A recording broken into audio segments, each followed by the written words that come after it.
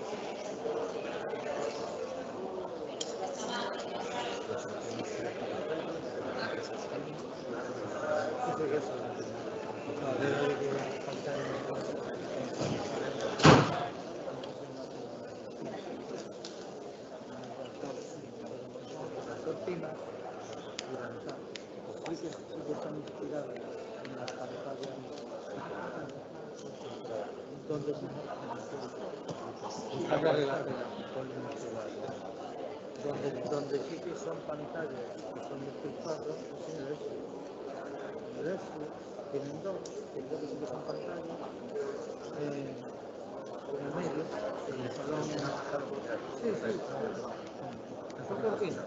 No sé quién me había dicho en ese momento, pero yo amigo de pantallas, para de pulsado, por sí,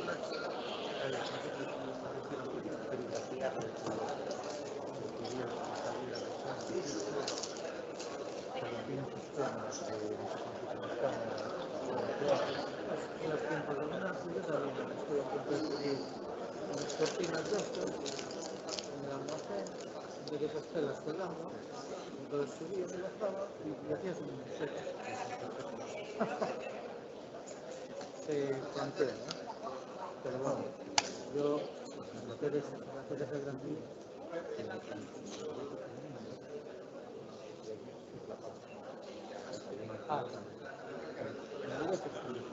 Sí, vamos, en vez de los fósiles, es que de la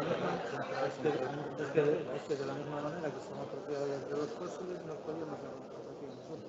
Que de los fósiles, los peores, los que viven aquí, para que se los lleven por otro lado. Bueno, ya arranque con Julio.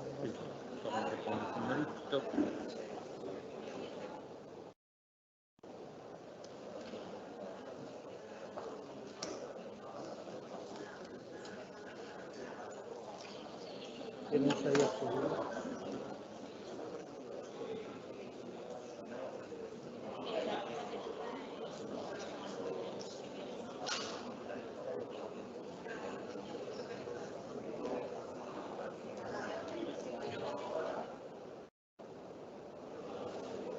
Buenos días, bienvenidos y bienvenidas a este Salón de Actos de la Facultad de Informática de la Universidad de Coruña, donde vamos a dar inicio a las jornadas GENUI 2022.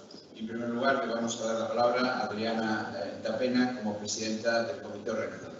Adriana.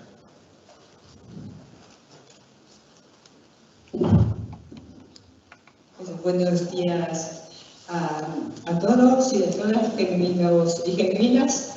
Vale, aquí estamos hoy para volver a la presencialidad después de 2 años en los que tuvimos que realizar las jornadas online. Entonces sí que me gustaría empezar haciendo pues una mención al gran trabajo que hicieron por los organizadores de la Universidad de Valencia. Vale, esperamos también estar a la altura de lo que se espera de nosotros. Para nosotros la verdad es que es muy importante organizar estas jornadas porque esta facultad, bueno, es una de las 3 del sistema universitario de Galicia, es la más antigua y la que queremos impulsar y queremos que, yo sé que muchos nos conocéis, pero a los que no nos teníais en mente, pues que sepáis que aquí en esta esquina pues estamos, ¿vale? Y quiero agradecer también aquí a Enui, en nombre del que está aquí presente, pues Faraón, el haber confiado en nosotros. Quiero agradecer también pues al rector el apoyo que siempre da a las actividades que organizamos aquí y, por supuesto, muchas gracias a vosotros. Bueno, porque sin vosotros no sé.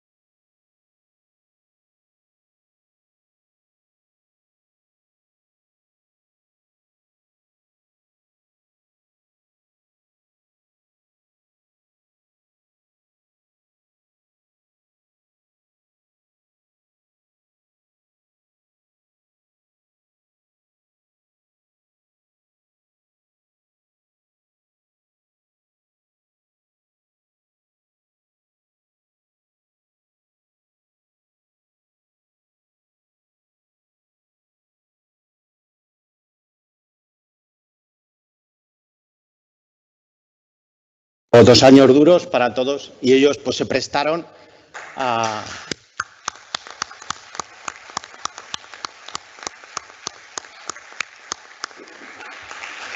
Se prestaron no solo a hacer la primera edición virtual, sino a hacer una segunda, lo cual ya fue un acto ya de heroísmo. Entonces, agradecer. Como digo, esta es una edición especial para todos. Nos volvemos a ver. GENUI es un congreso, son unas jornadas especiales. Nos gusta vernos, tocarnos, abrazarnos y, por supuesto, trabajar también. Como decía Adriana, en los temas de docencia, de mejorar nuestra docencia. También quisiera tener un recuerdo. Durante la época más dura del confinamiento hicimos también las jornadas confitadas o las sesiones, no me acuerdo cómo las llamábamos ya, que organizó Fermín, y Alberto, que estará por ahí, hizo de secretario y tomó acta. Y yo me gustaría también tener ese recuerdo para esas sesiones esas reuniones que tuvimos a través de AENUI. Este año volvemos a la normalidad. Por lo tanto, vamos a tener unas jornadas habituales como teníamos hasta el año 2019 en Murcia, ¿vale? Voy a repasar brevemente. Lo primero, reconocer un poco la sorpresa todos los años de la variedad y riqueza de trabajos que se han presentado. Este año tenemos un premio que imparte o que va a otorgar el Consejo de Colegio de Ingeniería Informática, y cuando me plantearon el tema, que era sobre ética profesional, dije, a ver cuántos trabajos tenemos para… Bueno, pues ha habido trabajos de ética profesional y va a haber un premio estupendo. De esos trabajos, como sabéis, tenemos una sesión mañana de mejores trabajos, donde cómo se seleccionan los trabajos que se van a presentar mañana en la sesión que tenemos después de comer antes de la asamblea. Esos trabajos son elegidos, en primer lugar, simplemente por las revisiones, por la numeración o la puntuación, perdón, que me sale en las revisiones. Después el comité directivo elige una especie de semifinales, y mañana en la final se presentarán esos 6 trabajos, de los cuales la asamblea, que además mañana será presencial, Faraón imagino que comentará algo, o sea, presencial, perdón, también transmitida, elige 2 trabajos de esos 6 que entregaremos los premios en la cena de gala. También vamos a tener más premios. Tenemos este año, como todos los años, pero este año también es un poquito especial, los premios AENUI a la calidad e innovación docente. Este año es especial, primero porque damos un premio exequo, que están por ahí, creo, a Pepa y a Juanjo. Yo les aplaudiría también.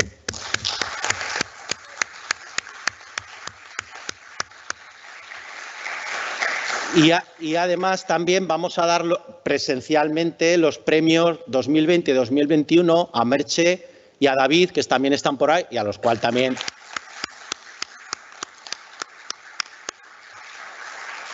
Con lo cual, este año los premios AENUI van a ser completos. Finalmente, por ir un poco acabando, vamos a tener, como todos los años, el premio que entrega Sistedes, de Ingeniería de Software, y, como he dicho antes, el premio del Consejo de Colegios de Ingeniería Informática.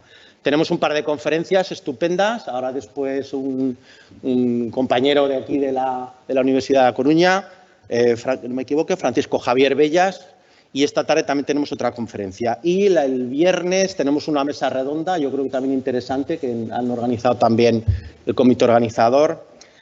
Ayer tuvimos el taller de David, un taller estupendo. Lástima que algunos no pudierais venir. Y bueno, ya para acabar, simplemente agradecimientos al comité organizador, a Adriana y a José Ramón, que han estado ahí constantemente soportando los correos y las llamadas, y para ir atendiendo todas las cosas que iban surgiendo. Al resto de compañeros del comité, no los voy a nombrar a todos.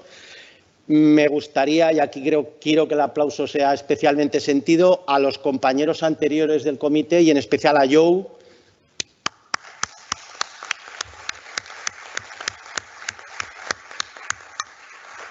Joe ha sido un miembro muy importante de esta comunidad. Hace poco se jubiló, pero bueno, yo creo que lo tenemos todos en nuestro recuerdo. Y bueno, ya simplemente por acabar, como decía Adriana, gracias a todas las personas que año tras año envían sus trabajos, y si envían sus trabajos es porque están interesados en mejorar su docencia, pensando en los estudiantes, y también a las personas que luego revisan los trabajos, que también es una tarea importante. Gracias.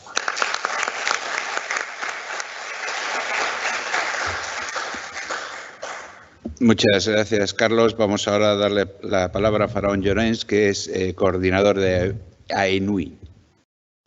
Rector, compañeros de mesa, compañeros de fatigas, Disculpad, sé que esto es un poco pesado porque voy a repetir lo mismo que han dicho todos, pero en un evento que es bienvenida y agradecimientos hay que dar la bienvenida y hacer los agradecimientos. Por tanto, todos nos repetimos, pero bueno, eso es lo que hacer. En primer lugar, permitidme que agradezca a la Universidad de A Coruña que nos haya recibido y que estemos hoy aquí en su sede y en sus instalaciones, y agradecer especialmente al rector que nos acompañe en esta inauguración, porque las agendas de rectores son muy complejas y el que esté hoy aquí pues nos da valor a nosotros porque ha sido capaz de dedicarnos este tiempo. Muchísimas gracias, rector. Y si estamos aquí es porque se han organizado estas GENUI 2022. Y ahí hay dos equipos grandes, no en tamaño, pero sí en calidad, que lo hacen posible, ¿no? Por una parte está el comité directivo, que es el que hace valer la calidad científica del Congreso y el que vengamos aquí a aprender. Por tanto, está personalizado con Carlos Catalán, al que quiero agradecer a él y a todo su equipo, al comité directivo, por la calidad de las jornadas que día a día, aunque parezca mentira, se van superando y, por tanto, vale la pena reunirnos.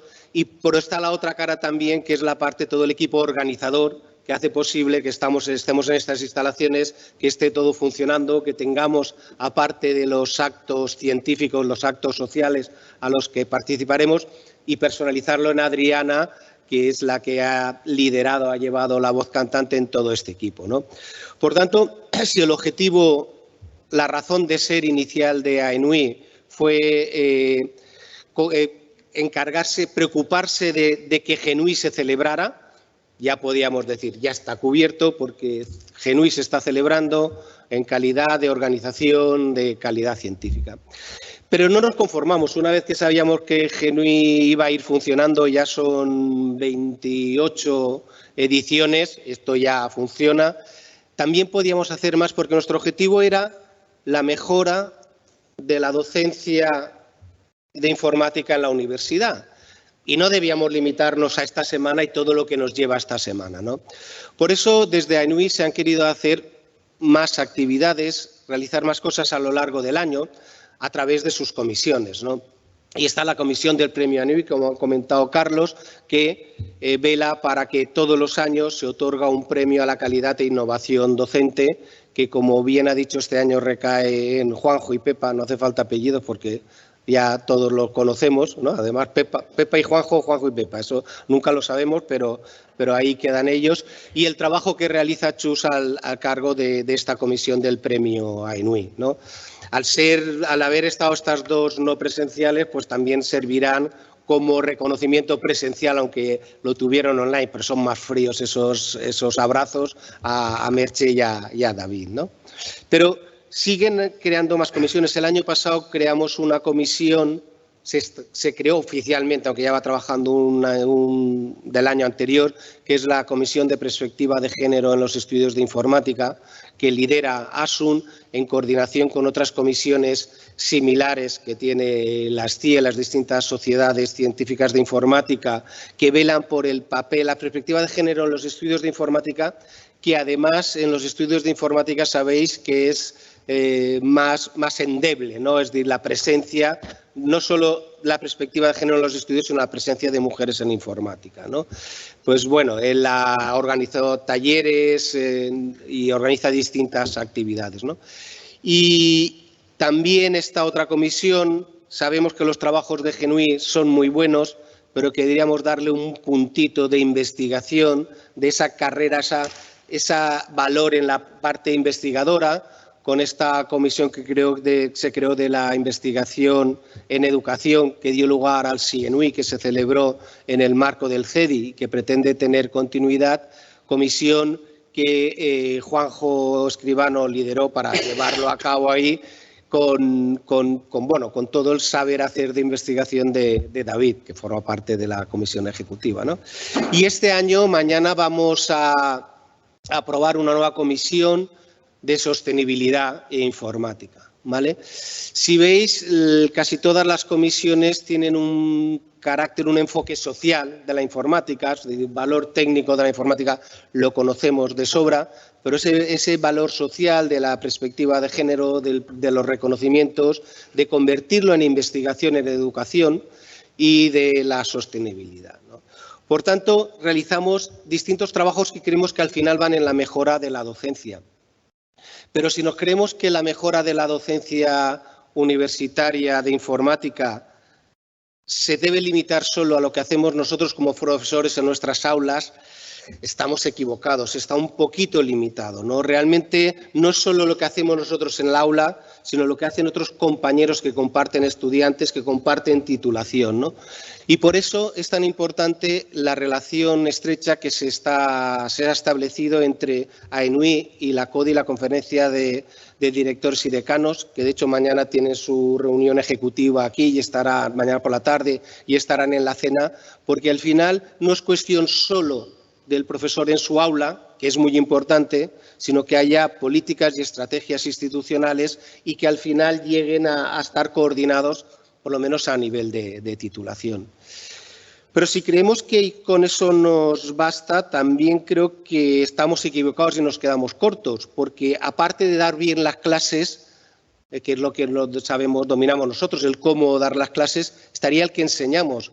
Por tanto, estar en la frontera del conocimiento, estar en contacto con las sociedades científicas que están en el avance de la informática es muy importante y esa labor la realizamos, iba a decir a través de SCIE, no, pero es que SCIE somos nosotros. AENUI forma parte de SCIE, de la Sociedad Científica Informática de España, junto con las demás sociedades científicas, ¿no?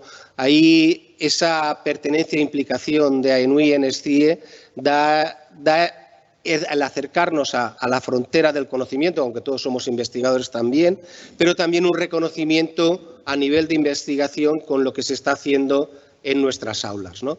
Y creo que ahí hemos este año conseguido un hito al reconvertir la categoría de Ramón Llull de los Premios Nacionales de Informática para que premie la trayectoria de un profesor o profesora universitario de informática que haya aportado a los estudios de informática, ¿no?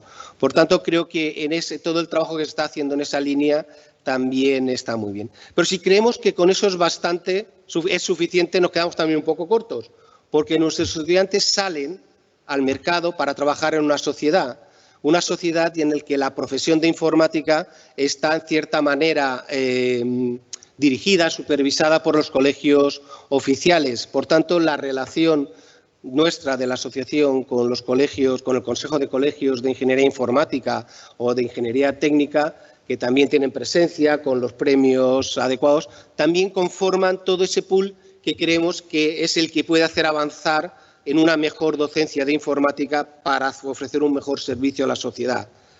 El cómo se dan las clases, las mejoras de las clases, en qué se explica con las sociedades científicas, la coordinación de todos los estudios, los planes de estudios y al final en convertir en ciudadanos, pero también profesionales de la informática.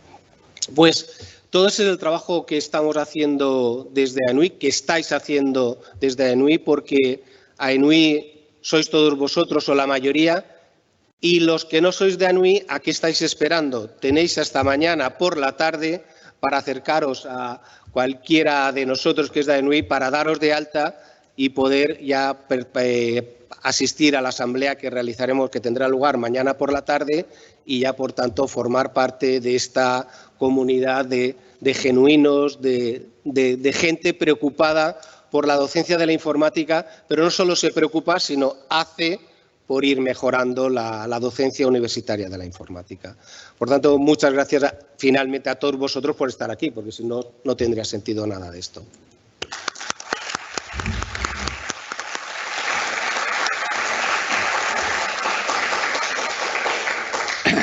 Bueno, muchas gracias, Faraón, por tu intervención y ya simplemente para finalizar este acto de bienvenida y agradecimientos. Bueno, agradecimientos ya se han dado muchos, pero yo voy a intentar dar alguno más.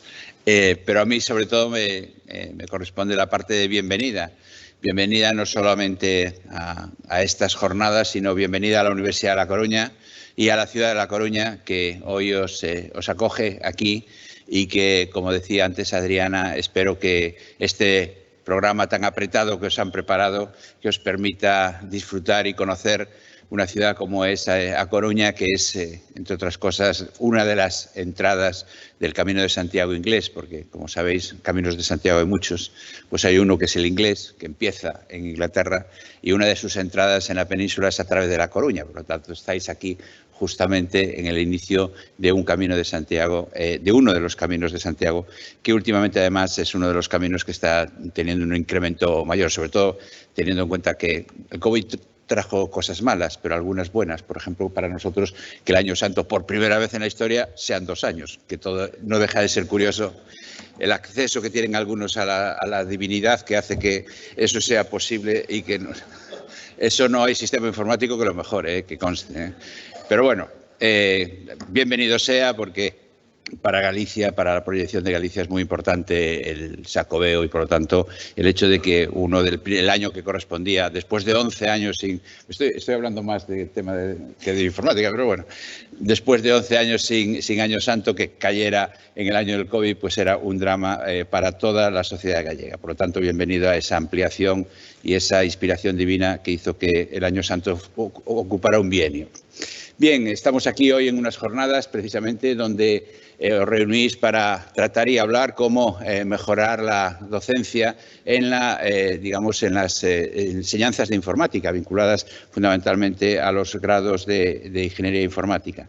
Bien, pero yo creo que en este momento ese reto es muy importante y, sobre todo, yo creo que quiero resaltar lo que comentaba antes Faraón, el hecho de que es muy importante que estas actividades de mejora de la docencia se hagan muy en relación con los decanos y decanas de las facultades y de las escuelas de informática, porque es muy importante que la aplicación de distintas metodologías docentes tengan después mucha relación con la estructura o con la estructuración que se hace de los contenidos en los planes de estudio y, por lo tanto, es necesario que se actúe de una forma coordinada entre los que van a impartir la docencia, cómo van a impartir la docencia y los que establecen la programación y la sectorización y temporalización de los conocimientos a través de los planes de estudio.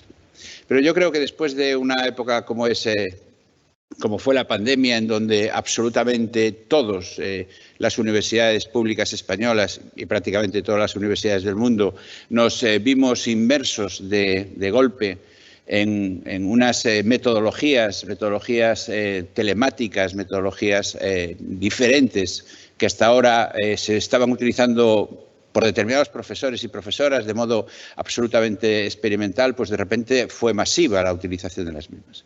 Por lo tanto, eso nos va a suponer a todos los profesores, no solamente a los profesores de informática, nos va a suponer un cambio, y está suponiendo, un cambio radical de la forma de impartir la docencia. Sobre todo porque, aunque nosotros, en concreto en la Universidad de La Coruña, teníamos previsto ya hacer, planes para que estas metodologías se fueran incorporando poco a poco, en un periodo de 4 o 5 años, a la docencia presencial que nosotros impartíamos como una forma de mejora de esa docencia, pues en un fin de semana nos vimos sometidos a que todo, el 100% de la docencia era de ese modo. Eso supuso una utilización masiva, pero no una comprensión definitiva o una formación adecuada para impartir esa docencia. Por lo tanto, ahora ya conocemos la tecnología y ahora lo que tenemos que aplicar son las metodologías y saber en qué puntos, en qué actividades esa metodología mejora la experiencia presencial. Yo soy un firme defensor de que la presencialidad debe ser el centro de nuestras universidades y, por lo tanto, todas estas tecnologías lo que tienen que hacer es venir a mejorar la experiencia presencial y la docencia presencial que nosotros impartimos a nuestros alumnos y alumnas. Y, por lo tanto, ahora tendremos que hacer un proceso, y para eso es fundamental congresos como estos, un proceso para ver dónde estas nuevas metodologías, estas nuevas tecnologías, estas nuevas plataformas que estamos utilizando mejora la experiencia anterior o dónde no la mejora. Eso nos va a dar lugar a necesarios cambios en la forma de impartir la docencia. Y eso es lo que estamos ahora tratando de poco a poco ir metabolizando en nuestra actividad diaria, y para eso es fundamental jornadas como estas. Pero yo creo que en este momento, y sobre todo va a sobrecaer fundamentalmente con aquellas áreas o aquellos estudios que están vinculados con todos los procesos y todas las competencias digitales. Estamos en un momento también en que la sociedad está sometida a 2 transiciones muy fuertes. Una es la transición verde, otra transición energética o sostenible, o de sostenibilidad, como queramos decirle, pero ahora es también la otra transición que está siendo muy fuerte y muy rápida, que es la transición digital. Esa transición digital hace necesario que muchas profesiones, muchos sectores de la sociedad, muchos empleos, muchas actividades económicas necesiten de competencias digitales que en este momento o hasta este momento se consideraban únicamente, digamos, que correspondían a los estudios vinculados con la informática o con las carreras técnicas digitales. Por lo tanto, es necesario ampliar, digamos, nuestras actividades de formación a sistemas como son las microcredenciales o otras formas de formación que tienen como objetivo, por un lado, la, digamos, recualificación de determinados sectores de la población y sectores laborales que necesitan esas nuevas competencias digitales y, por otro lado, una especialización de determinadas profesiones o determinadas actividades precisamente en esas competencias digitales. Por lo tanto, como universidad tenemos el reto de poner a la sociedad o de darle a la sociedad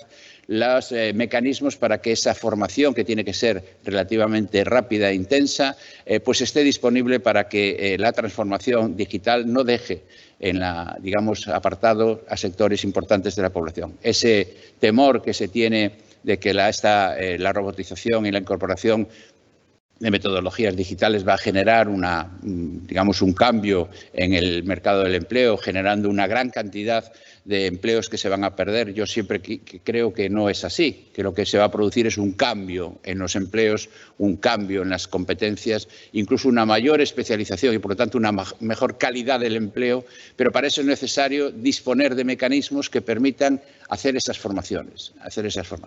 Y qué mejor que los que estáis acostumbrados a dar esas formaciones digitales, además a un modo especializado como es a nivel de grado o de máster universitario, para que nos aconsejen, nos ayuden y nos apoyen en esos necesarios contenidos. Por lo tanto, yo creo que si antes era justificado unas jornadas de este tipo, ahora no es que sea justificado, ahora es imprescindible que tengamos estas jornadas, que tengáis estas jornadas, que nos ayudéis entre todos a ver cómo hacemos ese mejor cambio de la forma de enseñar, cómo hacemos esa mejor estructuración de estas nuevas formaciones a las que tenemos que hacer frente y que una universidad pública tiene que ser responsable para ayudar a la sociedad a hacer ese cambio necesario. Nosotros ya estamos trabajando con la Consejería de Empleo e Igualdad de aquí de la Xunta de Galicia, precisamente para dotar de esos cursos o esas formaciones necesarias que, por la tipología del alumnado que asiste, pues van a tener que tener una carga online muy importante y, por lo tanto, necesitamos vuestra ayuda, vuestro apoyo desde el punto de vista de pedagogía y de metodologías más adecuadas para que esas competencias digitales puedan ser adquiridas por distintos niveles de formación digital, porque vamos a encontrar alumnos que prácticamente es la primera vez que se van a hacer frente a esos contenidos y otros que ya simplemente necesitan una especialización mayor o una digamos, reubicación o redirección de su formación. Bueno, y por último, me agrada enormemente que en esta reunión, en este congreso, se aborde la situación de las mujeres en las carreras tecnológicas. Creo que es un problema que todos estamos intentando buscarle solución. Pero la realidad es que en los estudios de informática no solamente no es que aumente el número de mujeres, sino que disminuye cada día más el número de mujeres. Yo creo que eso es un problema no para las universidades, eso es un problema para la sociedad, es un problema para la mejora de este sector. Y nosotros desde aquí, está aquí la directora del Campus Innova, que tratamos de impulsar medidas. De hecho, una de las cátedras institucionales que apoyan este congreso es precisamente dedicada única y exclusivamente a fomentar, digamos, las vocaciones femeninas en los campos de la tecnología y de los negocios. Por lo tanto, creo que eso es un reto no solo de universidad, sino es un reto de sociedad, y que en una jornada como esta, por lo tanto, felicitaros por la existencia de esta unidad específica para la mujer en la informática, y que entre todos tenemos que ser capaces de influir en las jóvenes, en las chicas, para decirles que la informática también es una titulación femenina, y en la informática se puede, y además aquí se ven claros ejemplos, y en la informática también se puede realizar uno como persona, y no necesariamente tenemos que ir a una de las titulaciones consideradas de cuidados, que son las que mayoritariamente llevan a las mujeres que estudian el bachillerato de ciencias y de tecnología. Y ya para finalizar, como decía antes, me corresponde también la parte de agradecimientos. Por un lado, en primer lugar, agradecer a Adriana como representante del comité organizador de aquí, agradecer también a Carlos, la confianza y el trabajo para organizar este programa tan intenso de actividades que tenéis, como no también a Faraón por confiar en la Universidad de La Coruña para organizar estas jornadas, y a todos los que apoyan de alguna manera, y aquí vuelvo a citar el Campus Innova, que es nuestro campus de especialización precisamente en las tecnologías de la información y la comunicación, campus que se va a, representar más o visibilizar más a través de un proyecto que, si tenéis ocasión, pues sería interesante que os enterarais, que es la Ciudad de las TIC, que es un proyecto de la Universidad de La Coruña. Yo quiero decir aquí que yo soy biólogo. Todo el mundo considera que soy tecnólogo informático, yo soy biólogo, o sea que de tecnología sé poco, nivel usuario que le llaman. Pero sí que tenemos un proyecto como universidad, que es la Ciudad de las TIC, que es precisamente transformar lo que era una antigua fábrica de armas en un campus de innovación, que va a ser el Campus Innova, centrado fundamentalmente en las tecnologías de la información y la comunicación, en donde van a coexistir centros de formación, donde irá ese centro de formación en competencias digitales, centros de investigación, como será la ampliación del CITIC, incubadoras y lanzadoras de empresas, y después también un ecosistema en donde empresas consolidadas se van a poder ubicar. ¿Para qué? Para establecer mecanismos de formación y de transferencia a las empresas y de las empresas a la universidad de una forma rápida e in situ, y por lo tanto que entre todos podamos trabajar en ese ámbito de innovación en donde científicos, profesionales, emprendedores estén trabajando conjuntamente en un ambiente, digamos, que permite, que facilite ese caldo de innovación. Por lo tanto, ese es el proyecto de la Universidad de La Coruña, y ese es el proyecto que ofrecemos no solamente a La Coruña, sino a toda Galicia y a toda España. Y nada más, que tengáis unos días magníficos, repito, y que disfrutéis de esta facultad, que disfrutéis de la Universidad de La Coruña y que sobre todo disfrutéis de la ciudad de La Coruña, que es una ciudad en la que nadie es forastero, incluido yo, que no soy de La Coruña. Muchas gracias y hasta luego.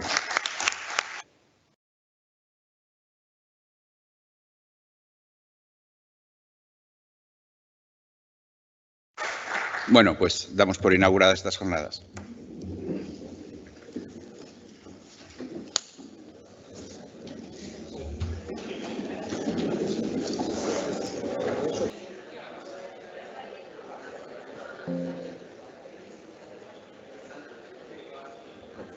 Muy bien, pues muchas gracias aquí a los informáticos.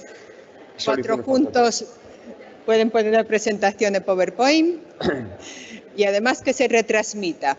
Entonces, bueno, vamos a comenzar por ahí. Os quería comentar que esta sesión se está retransmitiendo por el canal de AENUI y además se va a dejar ahí, una vez que lo editemos, para que lo podamos ver muchas veces, ¿vale? Entonces, os animo a que os conectéis al canal AENUI. Bueno, pues vamos a dar paso a esta primera charla, nuestra charla inaugural. Y, bueno, os lo presento. Fran Bellas, ¿vale? Hola. Colega, compañero, profesor de esta facultad. Y la verdad es que es un lujo para esta facultad tenerlo como profesor. Él es catedrático del área de Ciencias de la Computación e Inteligencia Artificial. Es promotor de muchas actividades para captar talentos en bachillerato, entre otros, que me dijo que mencionase estos dos.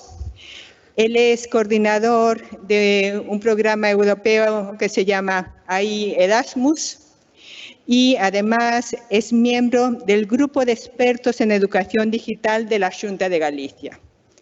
Esos son dos de sus méritos, pero hay mucho más. Entonces, como no me dejó decir más, pues ya le doy paso para que os dé pues, la charla que seguro va a ser de interés para todos. Gracias, Fran. Hola. Bueno, perdón. Antes de nada, porque si no después igual se nos olvida. En nombre de todos los genuinos y genuinas, que llamamos así, te voy a hacer entrega de un regalo, ¿vale? Esto es de vosotros, pues para Fran, ¿vale?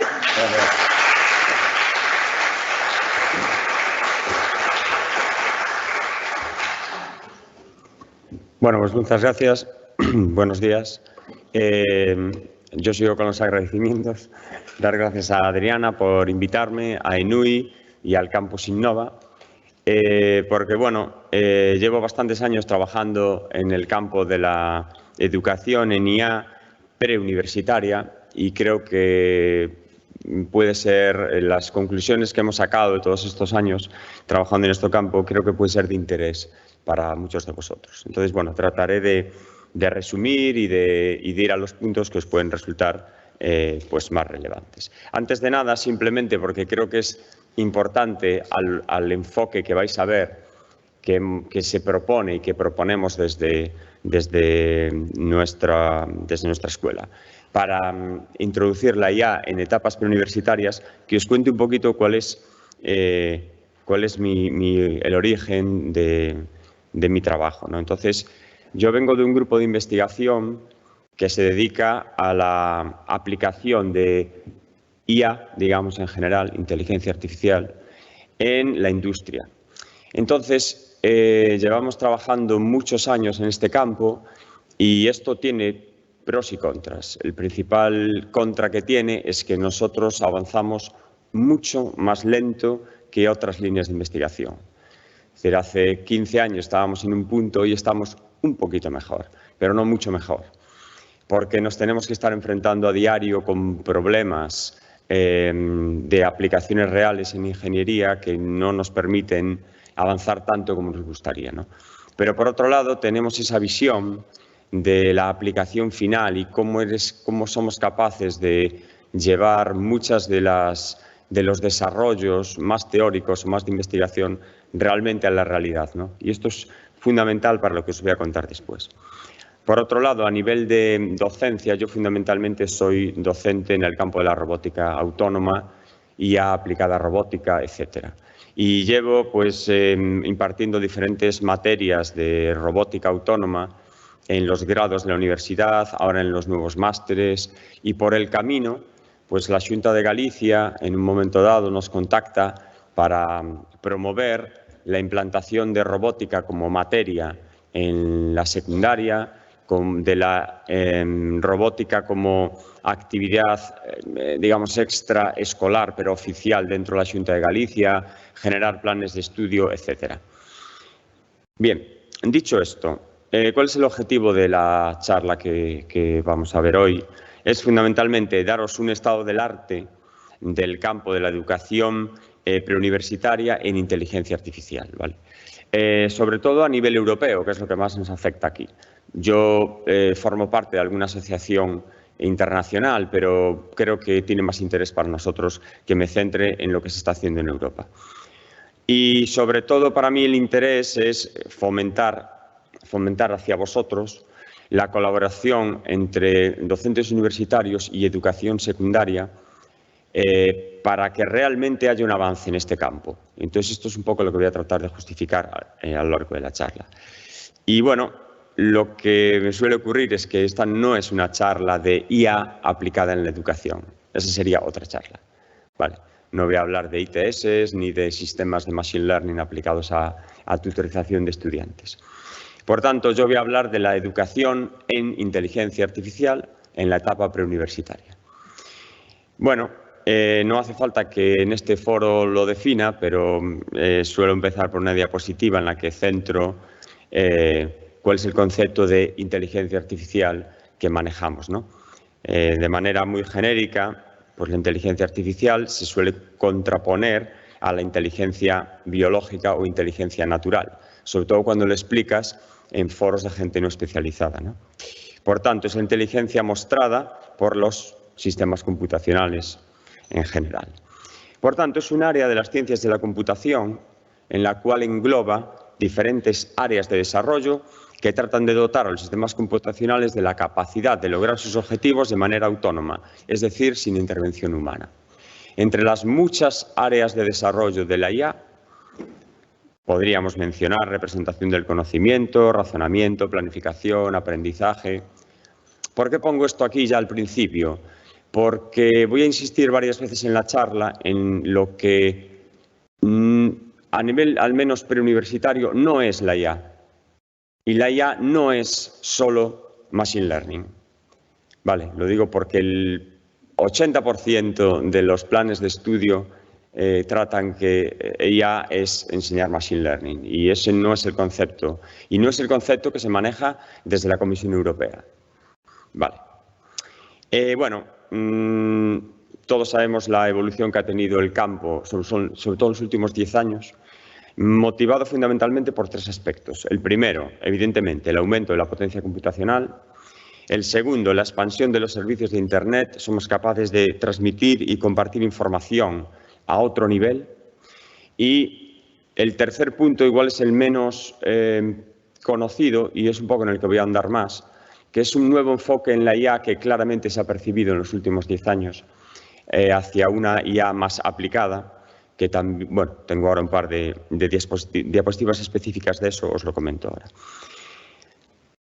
La tendencia es a que este es un campo que a todos los niveles no va a parar de crecer. Entonces, cuando esto ocurre a nivel social, trae una repercusión a nivel económico. Y ese es el gran pastel que las grandes compañías, sobre todo tecnológicas, ven, y de ahí vienen estas curvas de crecimiento exponencial en lo que es la aplicación y la implantación de la IA a todos los niveles, ¿no? Bien, el aprendizaje automático es verdad que es la principal área que más ha influido en el avance de la IA en los últimos años, sin lugar a dudas. Primero, hay acceso a muchísimos más datos, hay muchísimos más datos digitalizados. Procesos, por ejemplo, en empresas que no estaban digitalizados, hoy en día ya están. Con lo cual, todo ese conjunto de datos hoy en día sí podemos procesarlos. Además, ya tenemos la capacidad de manejar esos volúmenes de datos, no solo a nivel computacional, también a nivel de transmisión y almacenamiento de los datos. Por tanto, pues el sector financiero muestra un muy gran interés en todo esto, tanto para sus propios negocios como para asesorar a diferentes empresas en cómo pueden hacer cómo obtener un mayor rendimiento de sus negocios, ¿no? Bien, por otro lado, dentro de este mundo en el cual ya tenemos el dinero encima de la mesa, pues las empresas tecnológicas lo que hacen es dotar de herramientas, sus herramientas propias, a toda la comunidad. Puse unas cuantas, podría estar poniendo logos aquí toda la mañana, ¿no? Entonces, tenemos herramientas gratuitas que incluyen los más avanzados algoritmos de aprendizaje, tenemos librerías que nos permiten ejecutar nuestros algoritmos en GPUs, tenemos conjuntos de datos accesibles etiquetados, tenemos acceso a herramientas de cloud computing, tenemos herramientas para el manejo de grandes volúmenes de datos. Tenemos un montón de herramientas en los últimos 5 o 6 años que están avanzando a una velocidad mucho mayor de lo que pasaba de 5 años hacia atrás, mucho mayor. Bien, y este es el otro punto que me gustaría destacar, ¿no? Por un lado, hablamos de tenemos más datos, tenemos más capacidad de cómputo y hay una inversión ahí que hace que el campo avance, pero por otro lado, la IA clásica, por decir la palabra clásica, estaba muy centrada, sobre todo en las escuelas de informática, en procesos de alto nivel, razonamiento, lógica, planificación, y la atención a todo lo que tenía que ver con la información, los datos, de dónde salen esos datos, la percepción, la actuación, bueno, quedaba en un segundo plano. Yo partía de que efectivamente mi sistema recibe unos datos y actúa en el entorno, pero me da un poco igual de dónde vienen esos datos. Ese enfoque ha cambiado totalmente, radicalmente. Desde unos años aquí el enfoque de la IA es el de agente inteligente y la clave es que es un sistema de IA situado en un entorno, Por tanto, ya no se puede dejar de lado la problemática de la percepción y de la actuación. Esto trae consigo unas definiciones de lo que es la inteligencia artificial un poco diferentes, ¿no? Entonces, una de las últimas en libros de... Esto está en un libro de texto bastante popular, es que la inteligencia mide la capacidad de un agente para alcanzar objetivos en una amplia gama de entornos.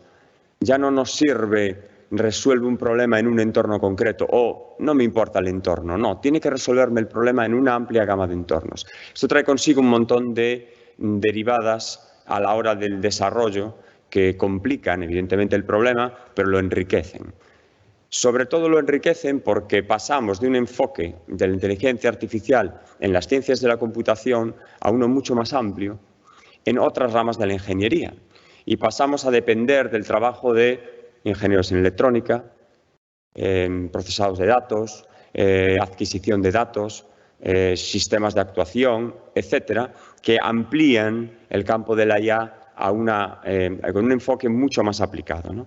Y esto trae en el pastel que os comentaba antes a otras empresas. Todas las empresas dedicadas a la automatización y la robotización también les están interesadas ahora en la IA, porque ven que la IA es factible en ese nuevo paradigma, ¿no? Bien, la importancia del entorno en IA. Bueno, pues aquí os pongo una serie de imágenes de sistemas de IA que ya existen y ya se comercializan, no son entelequias. Todos ellos tienen un coste y los podéis comprar. Hablamos de sistemas donde el entorno es muchísimo más complejo que la lógica que va dentro. En el supermercado del Amazon Go es muchísimo más complejo el trabajo que hubo que hacer para conseguir que en la red de cámaras te den la información en tiempo real, reconozca las caras y sobre todo reconozca qué coges de la estantería, qué dejas y qué devuelves, que el procesado que hay dentro, que en el fondo básicamente cuenta los objetos que has metido y te los pasa por cuenta. Eso no tiene demasiado mérito. Lo mismo podría aplicar en otros campos, conducción autónoma, tanto vehículos aéreos como marinos autónomos. El problema es el entorno, la inteligencia que va dentro también, pero ya hace tiempo que ya tenemos ese nivel. Pongo algún ejemplo aquí a la derecha, como veis, de entornos virtuales, pero que también tiene su complejidad, ¿no? Como el sistema de recomendación de Netflix o un videojuego de estos adaptativos. Por tanto, el entorno y el enfoque nuevo de la IA hacia una IA específica, más aplicada, es otra de las claves que ha hecho que la expansión y que hace que la expansión sea mucho mayor en los últimos 5 o 6 años. Bueno, campos de aplicación muchos, no voy a pararme mucho con esto, simplemente que sepamos que hay una empresa muy interesada en la IA y por tanto hay una inversión ahí detrás. El impacto económico que se prevé en los siguientes años pues es muy grande, sobre todo en China y Estados Unidos, en Europa también, pero sobre todo en China y Estados Unidos, que van delante en esta carrera. Y uno de los sectores clave, y ahora enlazo con estas jornadas, es la educación.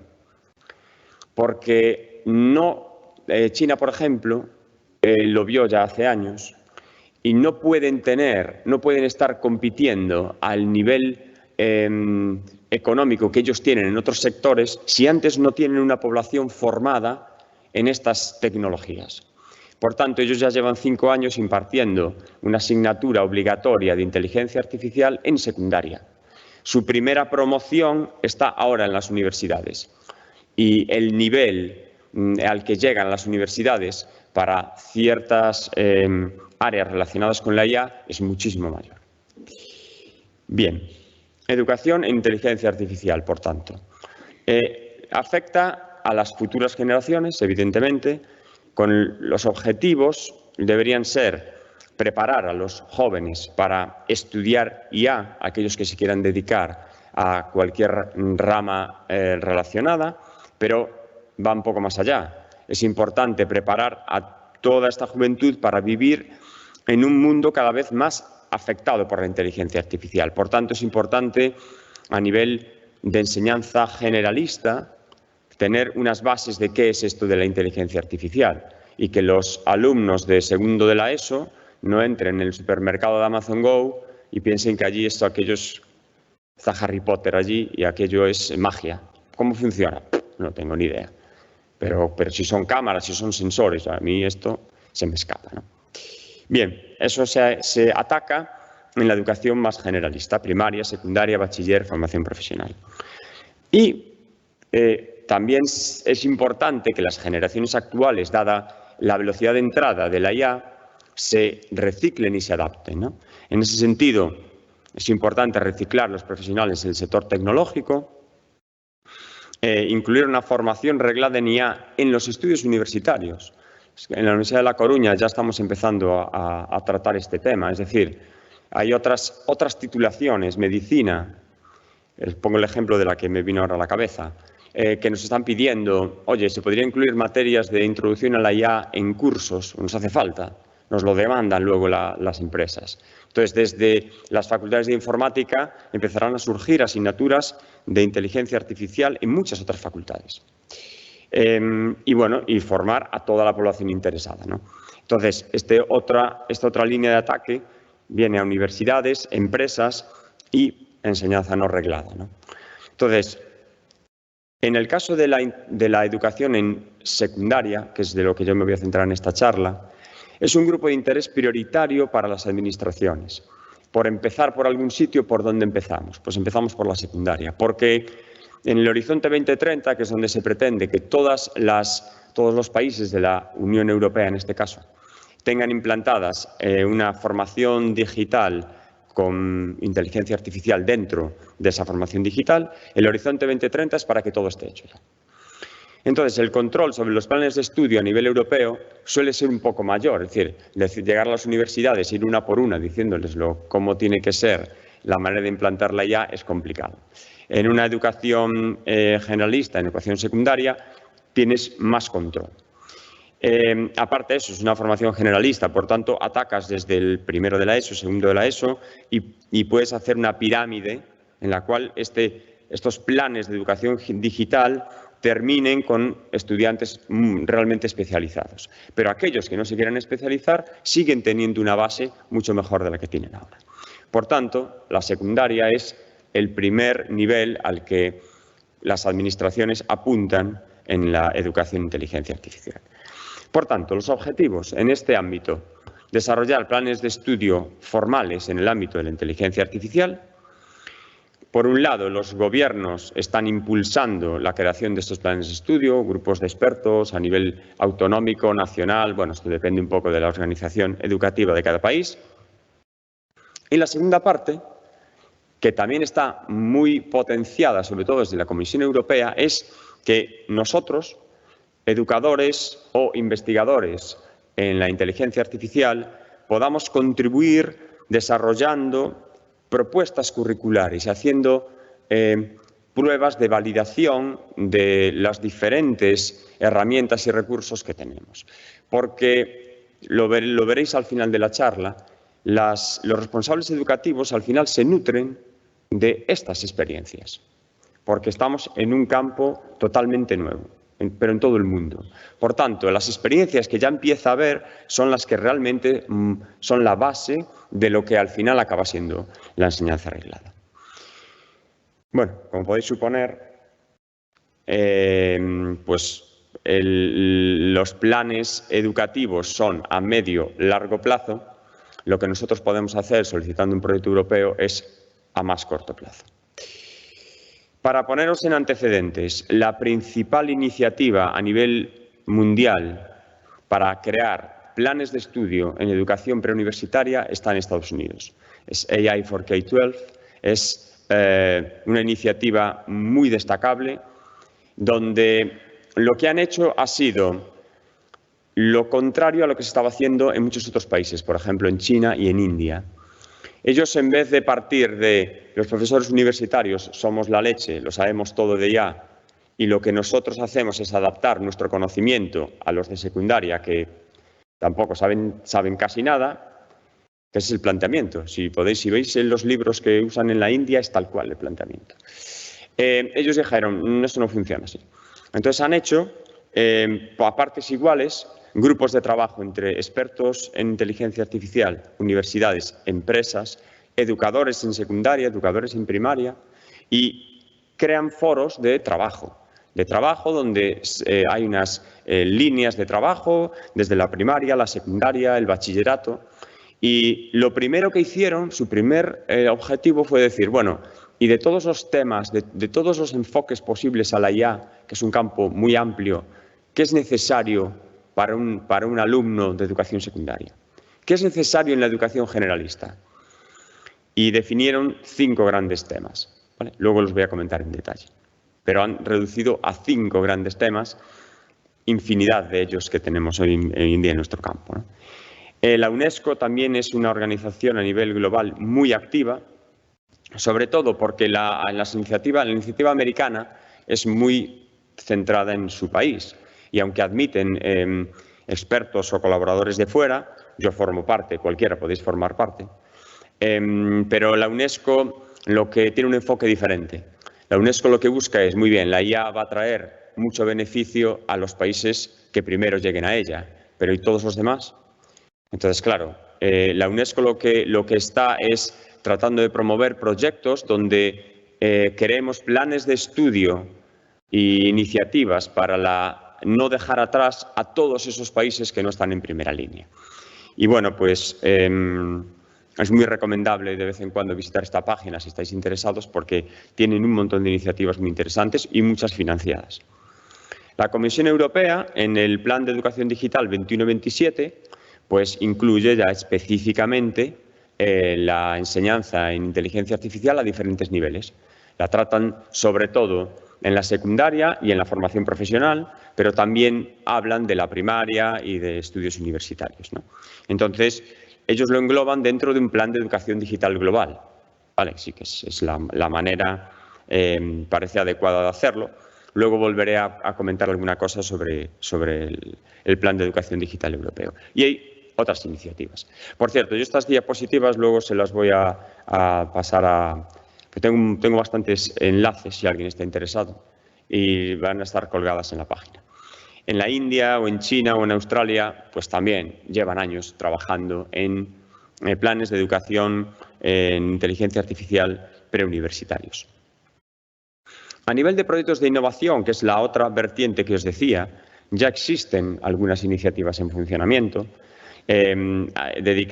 centrados a la formación profesional, a personas adultas, centrados en los docentes y no tanto en los alumnos, y otras más específicas en algunos campos, ¿no?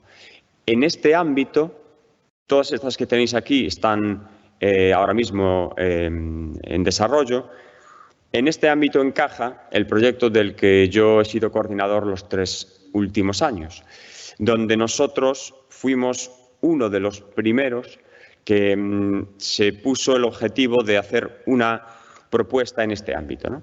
Entonces, bueno, solicitamos un proyecto a la convocatoria Erasmus Plus para desarrollar un currículum, un plan de estudios de una asignatura piloto de 2 cursos adaptada al bachillerato a nivel europeo. Entonces, bueno, luego comentaré también algún detalle de los resultados que hemos obtenido y de cómo ha ido el trabajo. Simplemente decir que nosotros ya hemos terminado y estamos en el punto de, bien, tenemos ya claro cuál es el mapa de la situación y cuál es el siguiente paso a dar. Enfoques actuales. Esta es una parte creo que bastante interesante porque, como os decía antes, de los múltiples enfoques, globalmente las iniciativas que más éxito han tenido siguen el mismo. Siguen el mismo la iniciativa de Estados Unidos, lo que propone la Comisión Europea y la iniciativa australiana. Y el enfoque es, bueno, la IA es algo más que aprendizaje automático. Entonces, ¿qué es ese algo más, ¿no? Se suele englobar los principales campos de la inteligencia artificial preuniversitaria en estos 5 grandes grupos. Percepción y actuación, luego comentaré algún detalle sobre qué temas. Esto está aún en desarrollo, ¿no? Y aquí, evidentemente, todas las aportaciones son buenas. Pero, ¿qué temas de percepción y actuación y por qué? Esta parte de agente inteligente, agente en un entorno, representación y razonamiento, aprendizaje automático, por supuesto, inteligencia artificial colectiva, también daré una idea de qué es esto, y el impacto social de la IA. ¿Se han quedado temas fuera? Es posible, pero también es posible que, si lo reflexionamos un poco, veamos que aquí hay mucho que hacer. Y el gran esfuerzo que, por ejemplo, nosotros hicimos en estos 3 años, que es mucho más de lo que parece, es que ciertos conceptos que nosotros manejamos en nuestras clases o en nuestra investigación de manera sencilla, no es para nada sencillo llevarlos a la educación secundaria. Y el hecho de simplificar y tratar de extraer lo que realmente es relevante para un estudiante que luego va a querer estudiar medicina o derecho o ciencias sociales, no es tan trivial. Entonces, no creo que podamos decir los que somos expertos en informática que esto es adaptar mis apuntes para secundaria. No es exactamente así. Hay 2 enfoques metodológicos principales a lo que nosotros hemos revisado en estos años. Por un lado, hay planes de estudio que, aun manteniendo esos mismos temas, prefieren un enfoque de usuario. Es decir, los alumnos de secundaria basta con que aprendan a utilizar una serie de herramientas que ya existen infinidad de herramientas, donde hacemos un énfasis más en el proceso, lo que tienen que hacer, y no tanto en la programación, en las tripas, y que vean diferentes campos de aplicación, que vean un chatbot, que vean un entrenamiento de una red, que vean cómo funciona un sistema robótico real, pero que ellos son usuarios. Y tenemos el otro enfoque, que es el enfoque de son creadores de IA, en cierta medida. Es decir, programan el sistema que luego da una solución. Y esa programación, evidentemente, tiene que estar adaptada al nivel. Estamos hablando del nivel de secundaria. Este es un enfoque profundamente STEM, que es lo que ponía el título de la charla, ¿no? Porque para poderlo llevar a cabo tienes que utilizar los conocimientos que a esa edad tienen los alumnos, pues de programación, de matemáticas, de física, de tecnología. Y si no tienen, este segundo enfoque es muy complicado. Pero dentro de un plan global, por ejemplo en España, nosotros lo hemos hecho adaptado a lo que es el plan de secundaria, donde tiene asignaturas de tecnología, que saben de matemáticas, que saben de física, a qué edad es factible hacerlo. Y también esta segunda metodología utiliza mucho el aprendizaje basado en proyecto, ¿vale? Fundamentalmente porque no tiene suficiente tiempo para profundizar en los conceptos teóricos como lo podrías hacer con un enfoque más tradicional. Entonces, tienes que tratar de ir a aprender haciendo, de tal manera que a medida que ellos van resolviendo esos problemas, les vas introduciendo los conceptos más teóricos, ¿vale? Esto funciona bastante bien. Luego lo comentaré un poco con los resultados que hemos obtenido. Y este es el típico, decir aquí que yo aquí en este punto me desmarco un poco y me voy a la opción 2. Y como me voy a la opción 2, pues me encaja bien este chiste, porque yo lo que quiero es que mis alumnos no sean usuarios de IA, quiero que sean programadores de IA. Porque no quiero que de repente digan, sí, ¿sabes usar el Canime? Sí. ¿Y qué hace el Canime por dentro? ¿Qué hace? ¿Qué significa que entre en una red? Yo le doy al botón, el tío entrena a la red, me da el resultado y tan feliz. Pero ¿sabes realmente lo que hace? Tengo ni idea, ni me importa. Entonces, esa magia que ellos ven cuando solo son usuarios, que la hemos probado, la hemos contrastado en nuestras experiencias estos 3 años, pues es un enfoque que para nada yo voy a criticar, simplemente yo voy a decir los resultados que he obtenido con el primero. Bien, en recursos hay muchos. Yo aquí simplemente lo pongo, de hecho lo pongo a modo de que veáis cuántas cosas hay ya. Es verdad que la mayoría están en inglés, eso es cierto, pero bueno, estamos dando avances y pasos para tenerlo traducido. Pero tenemos recursos teóricos, libros de inteligencia artificial, pocos libros de inteligencia artificial adaptados a la secundaria, muy pocos. Si alguno o alguna de vosotros está interesado, ahí tenéis un nicho de mercado porque los profesores de secundaria lo demandan muchísimo. Y no lo hay. Tienen que andar yendo y viniendo por diferentes sitios para encontrar recursos de teoría de IA que no sean excesivamente complejos. Después, recursos más prácticos sí que hay muchos adaptados, ¿no? Cursos de diferentes universidades con actividades que encajan bien, pero no crean un plan de estudios. Lo que crean es, oye, pues en mi asignatura de tecnología de segundo voy a coger este recurso y este de aquí, code.org, el de IBM, y los voy metiendo. Bien, eso es una aproximación que ya se puede hacer. De una manera un poco más reglada, estamos en eso. Eso es la contribución que hace falta hacer. Bueno, más recursos prácticos, ¿no?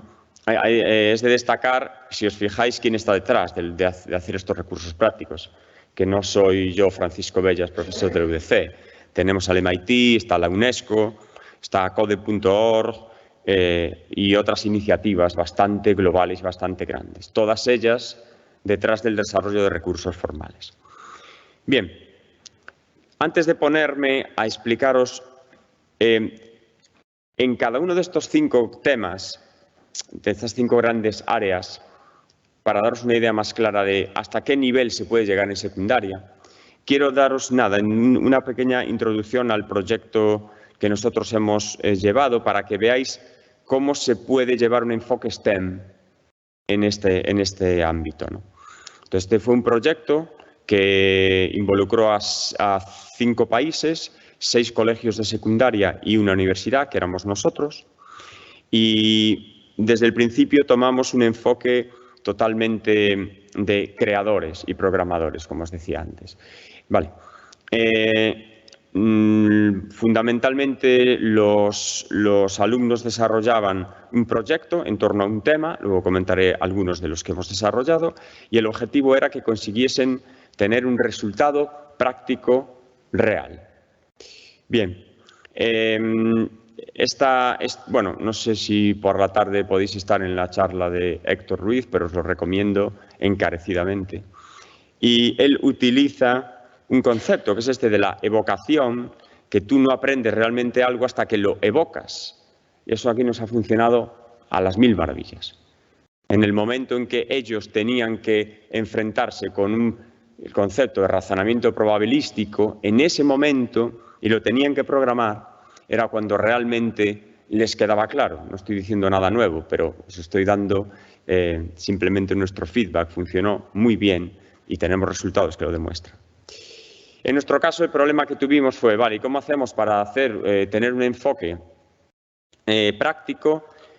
No tenemos recursos en los colegios, no tenemos cámaras, no tenemos habitaciones de IoT, ¿qué tenemos? Y entonces recurrimos al propio smartphone del alumno o a que el centro pudiese tener un smartphone. Es decir, en el caso de nuestro proyecto concreto, en otros es un poco diferente, utilizamos el smartphone del alumno como el elemento práctico en el aula para poder llevar a cabo esas implementaciones reales, ¿no? Y ahora veréis un poco cómo lo hicimos. Claro, esto nos reducía mucho en la inversión que tenía que hacer el colegio. De hecho, creo que ninguno de ellos invirtió nada, porque los alumnos ya no solo es que tengan su propio teléfono, es que tienen en casa 2 o 3 antiguos que también nos sirven.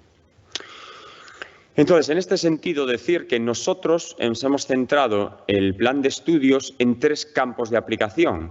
Y aunque pueda parecer poca cosa, nos aseguro que hemos solo rascado la superficie.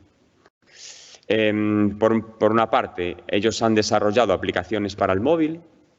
Por otra parte, han desarrollado soluciones en robots autónomos. Y una tercera parte han hecho otras aplicaciones en el campo de la IoT. Vale. Todo utilizando el móvil como elemento central. Bien. No voy a pararme mucho con esto. Nosotros, en vez de 5 temas, lo hemos dividido en 8. Es fundamentalmente los mismos 5 que antes. Lo que pasa es que algunos los hemos agrupado de otra manera, pero aquí realmente no. De hecho, nosotros partimos de la propuesta de la iniciativa americana, porque nos pareció la más adecuada. Simplemente la reformamos un poco. La organización en este proyecto, lo digo también un poco por si alguna vez os animáis a pedir un proyecto de este estilo. En nuestro caso, tuvo pros y contras. Nosotros lo que hacíamos era, desde la UDC, como expertos, generábamos unas unidades didácticas, un proyecto a resolver para los profesores. El material lo generábamos para el profesor y el profesor eso luego lo transmitía al alumno como quisiera. Bien, la realidad lo transmitía al alumno tal cual nosotros se lo dábamos. Entonces, error número 1. Ahí eso lo fuimos arreglando, pero así no funcionó. Luego volveré a eso porque, claro, primero tenemos que tener un profesorado formado, si no estamos yendo a donde no debemos. Ellos probaban estas unidades durante un tiempo, pues ellos dedicaban 2 horas a la semana, pues pongamos que un mes y pico, nos daban realimentación sobre los resultados de los alumnos, su propia realimentación, críticas, etcétera, de todo. Adaptábamos la unidad acumulando todas esas críticas y las unidades se publican totalmente abiertas en la página del proyecto. Bien, a lo largo de estos 3 años de trabajo hemos generado 16 unidades didácticas que cubren un total de 64 semanas, es decir, 2 cursos lectivos aproximadamente, en horas. Ha sido mucho trabajo y os recomendaría no ir como única universidad. Os recomendaría ir 2 o 3 universidades porque todo el trabajo más técnico recae en vosotros y es mucho trabajo. Es mucho trabajo porque, como os dije, la adaptación de ciertas cosas que estáis acostumbrados a impartir a alumnos de secundaria no siempre es sencilla.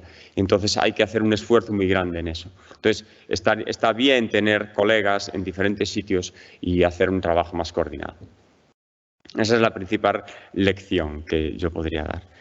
Comentado esto, simplemente, ahora brevemente os voy a hacer un repaso de, bueno, ¿y esto cómo se lleva al aula, no?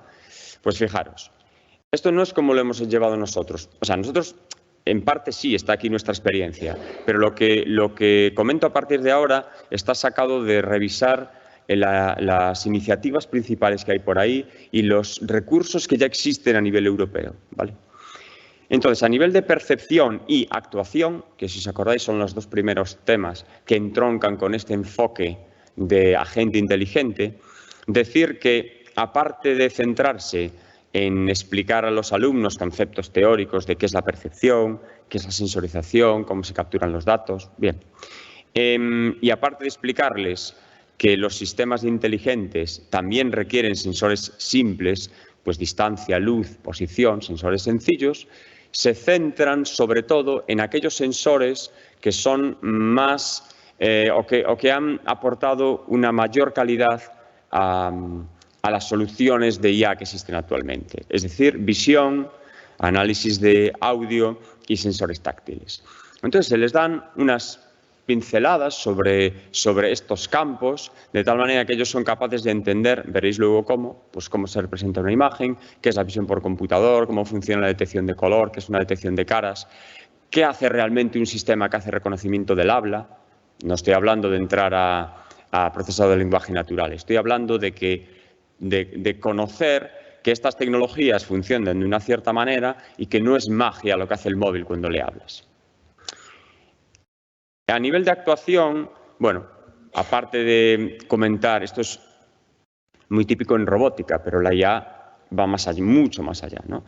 Entonces, aparte de comentar pues, lo básico de que los sistemas robóticos utilizan motores para realizar sus actuaciones en el mundo real, casi todos los planes de estudio se centran en la comunicación con el humano, la interacción natural, es fundamental. De hecho, en la iniciativa americana hay un tema en concreto que es Natural Interaction, el solo. ¿De qué se habla ahí? Pues de producción de habla, de cómo mostramos información en pantallas adaptada al usuario. No puede ser que una persona mayor tenga que ir al cajero y se encuentre con la interfaz que hay en los cajeros para sacar dinero. Es que eso es demencial a día de hoy. Entonces, ese tipo de cómo mostramos la información adaptada al perfil de la persona es un campo pues, muy interesante y a los estudiantes les resulta muy interesante porque sobre todo aquellos que no son tan tecnológicos pues aquí entramos en toda esta parte más psicológica de cómo presentas la información dependiendo del perfil del que está delante. Y esto es un tema que nos ha funcionado muy bien. Y bueno, y todo el tema de comunicaciones a nivel de interacción natural. Entonces, nosotros, por ejemplo, en nuestro proyecto, os pongo este ejemplo porque es el que creo que os puedo contar mejor, utilizamos este robot. Este es un robot que se desarrolló aquí en nuestra universidad, que usa el móvil y que es un robot autónomo que los alumnos programan y que usando las diferentes sensores y actuadores del móvil, pues nos permite tocar estos temas. Tenemos cámara, tenemos reconocimiento del habla, tenemos pantallas que podemos tocar, produce habla, podemos reconocer quién está enfrente. Entonces, con esta herramienta, los alumnos fueron capaces de desarrollar diferentes tipos de proyectos a lo largo del currículum, ¿no? En concreto, pues bueno, aquí veis un par de actividades que desarrollaron ellos. La de la izquierda trabaja el concepto de reconocimiento de colores, en el cual, pues bueno, como veis, el único objetivo era que el robot... Ah, bueno, por cierto, perdón, esto lo tuvimos que hacer en simulación porque nos cogió una pandemia por el medio. Y lo que íbamos a hacer con los smartphones en el aula, que era una idea maravillosa, pues se quedó en cero, claro. Entonces hicimos un simulador con todo lo que eso conllevó de trabajo y lo que hicimos fue, bueno, en este caso de la izquierda, ellos trabajan el concepto de imagen representada en 2D, coordenadas del centro del área de color, sabían cómo se hacía una segmentación. Entendedme, ellos no hacían la segmentación. Ellos tenían que entender que ahí había un proceso que hacía una segmentación. De la segmentación te da un área de una zona de un cierto color con unas coordenadas. ¿Qué significan esas coordenadas de esa área de color para mí que tengo que hacer que el robot vaya hacia ellas? Pues significa que tienes que comprender bien el espacio en el que se mueve el robot y el espacio en el que se mueve tu imagen, que son cosas diferentes. Tienes que saber qué significa que el área sea mayor en cuanto a la distancia a la que estás del objeto. Tienes que conocer este tipo de cosas, ¿vale? Entonces, evidentemente, no pretendemos en ningún caso que programen un algoritmo de visión por computador. Es inviable. Os animo a que lo intentéis hacer. Pero sí programan el control de ese robot, esto lo programaban en concreto en Scratch, ¿vale? Para que el robot haga uso de esos sensores. Y el avance, al tener ellos que programar y usar la cámara, pues es notable, ¿vale? El ejemplo, en el vídeo de la derecha, lo vuelvo a poner, es un experimento de interacción natural. Esto con el robot real es mucho más interesante. Este robot permite, cuando tocas la pantalla, dependiendo de la zona en que toques de la pantalla, pues permite reacciones diferentes, pero las tienes que programar. Ellos tienen que programar la reacción. Si le toco el ojo y se ríe, pues yo le digo, eso está mal programado. No tiene sentido. Para un usuario, por ejemplo, si tu robot es un robot mascota, que es lo que aquí desarrollan, y se lo das a un niño de 5 años, cuando meta el dedo en el ojo, se espera otra reacción. Entonces me tienes que justificar por qué haces cierto tipo de cosas, ¿no? Entonces hay una interacción, que es lo que ellos programan, en la cual, bueno, aprenden a usar los sensores táctiles, aunque para nuestras generaciones, la mía, el tap y el fling, eso era como, vamos, no sabía lo que era, pero ya sé lo que son. Entonces, estos gestos táctiles, tap, fling, 3 dedos y 4 dedos, que para los alumnos es algo habitual, pues hay que programarlos y es un sensor igual de relevante para su futuro como otros. Bien, estas actividades es un ejemplo para que tengáis de qué cosas se pueden tratar en percepción y actuación en IA. De representación y razonamiento queda mucho por hacer, porque la matemática que requiere para realmente poder hacer algo de un cierto nivel no se tiene hasta los últimos cursos, si se tiene, estoy hablando de bachiller.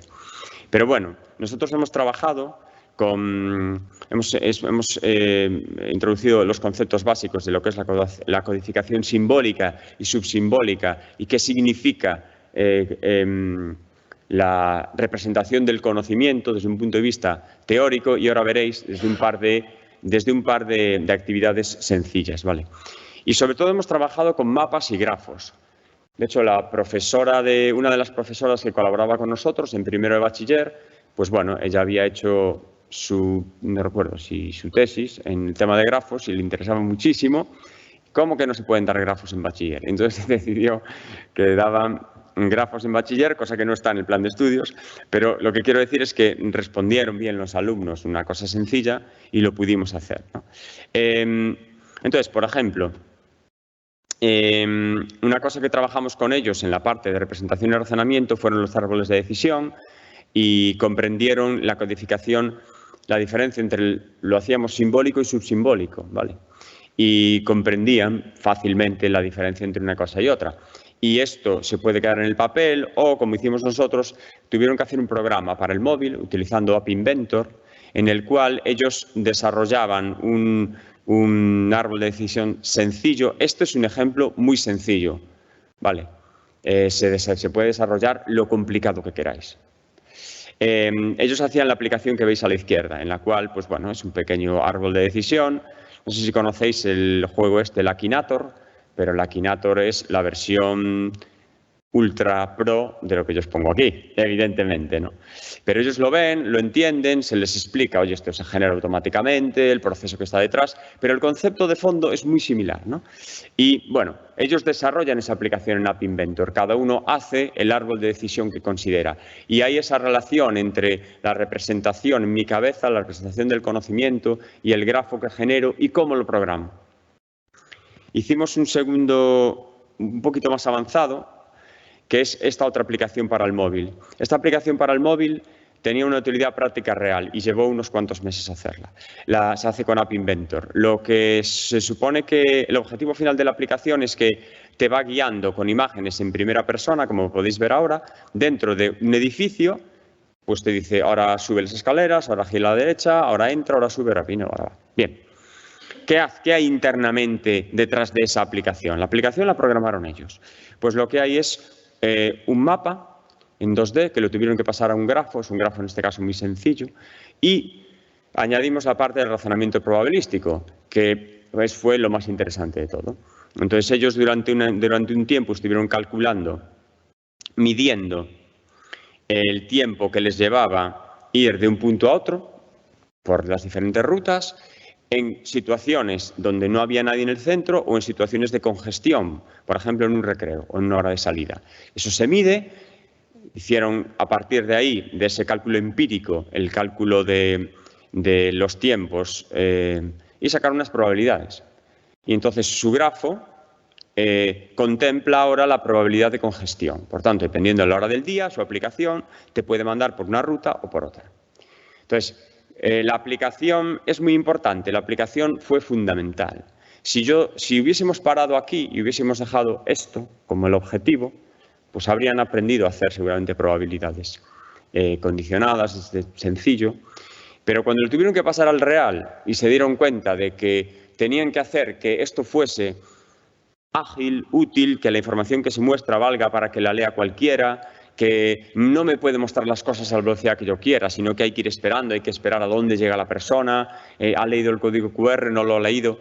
Eso dio otra dimensión al aprendizaje de la IA, que está en las tripas, pero que no es lo único. En la parte de aprendizaje automático, a lo que yo he visto mucho, pero bueno, igual no lo he visto todo, fundamentalmente los recursos y las temáticas que se tocan son aprendizaje supervisado, sobre todo clasificación, y algo de aprendizaje por refuerzo. No supervisado, prácticamente no, yo no he visto ningún recurso adaptado. Evidentemente se podría hacer, pero no es lo habitual. Y os hablo de, por ejemplo, los principales congresos que tocan ahora esto. En el Congreso Americano de la AAAI hay una parte específica para educación y casi todos los recursos que se presentan, muchos de ellos son de aprendizaje, pero de no supervisado hay muy pocas cosas. Bien, en aprendizaje el énfasis está en las etapas del proceso. Que sepan que hay que conseguir datos adecuados, preparar esos datos, entrenar modelos, testear los datos y fiarte del resultado que da esos datos, ¿vale? Entonces, no está tanto el énfasis simplemente en ser usuarios de redes de neuronas de 80 capas, como en entender todo lo que hay antes y después, ¿vale? En ese sentido, pues hay muchos trabajos muy buenos y muchos recursos muy interesantes. Nosotros hicimos uso de una funcionalidad que te proporciona App Inventor, en la cual entrenas un modelo online a partir de fotos. Entonces hicimos un primer recurso, que lo probamos con los estudiantes, de clasificación supervisada de imágenes. Entonces, el algoritmo que se usa para entrenar no lo conocemos, lo conocemos, para ellos no era relevante. ¿Dónde hicimos la mayor parte del énfasis? En la toma de las imágenes. Hicieron muchas tomas de imágenes diferentes porque las imágenes, si no están correctamente tomadas, luego el entrenamiento no va bien, como os podéis suponer. Entonces, ahí les dimos, gastaron mucho tiempo. Y luego en la validación, en el test, por qué este test no me va bien, qué tengo que hacer con las imágenes, que si rotarlas, que si añadir más, todo ese proceso. El objetivo final fue hacer una aplicación para el móvil que permitía hacer un juego, una especie de gincana, en la que el sistema está entrenado con una serie de objetos y el sistema te propone, la aplicación te dice, ahora encuentra una taza. ¿Pero qué taza? Pues puede ser, el caso de la taza es muy sencillo porque según cómo lo entrenes te las acierta todas. Pero si escoges un objeto no tan habitual, en el momento en que el sistema reconoce el objeto, te dice, ok, es este, el siguiente. ¿Vale? Entonces, vamos pasando por los diferentes objetos hasta resolver el juego. Es un juego muy sencillo, insisto, aquí el objetivo fundamental fue este, la clasificación de las imágenes. Entonces, fijaros, a la izquierda veis un ejemplo de una taza que ellos entrenaban. Cuando ellos la entrenaban, la primera vez sacaron una foto y al final se dieron cuenta de que hacía falta 50, con diferentes rotaciones, iluminaciones, porque si no, no funciona. Entonces, eso, aunque parece poco, para este nivel ya es mucho. Ya es mucho, porque cuando terminan la práctica son conscientes de lo que significa entrenar con datos y conseguir datos. Hicimos también una práctica, un recurso. Este lo hicimos con profesores, fundamentalmente, no con los alumnos. De uso, no sé si conocéis el Canime, pero bueno, es el software de manipulación de datos, es gratuito, está muy bien. ¿Qué pasa? Que hay programas, bueno, como veis ahí arriba a la izquierda, ¿no? Programas con bloques, los bloques hacen diferentes operaciones, tú los tienes que ir conectando. Entonces, partiendo de... el enfoque de esta práctica está centrado en, somos capaces de utilizar conjuntos de datos, de bases de datos reales, la UCI, Kaggle.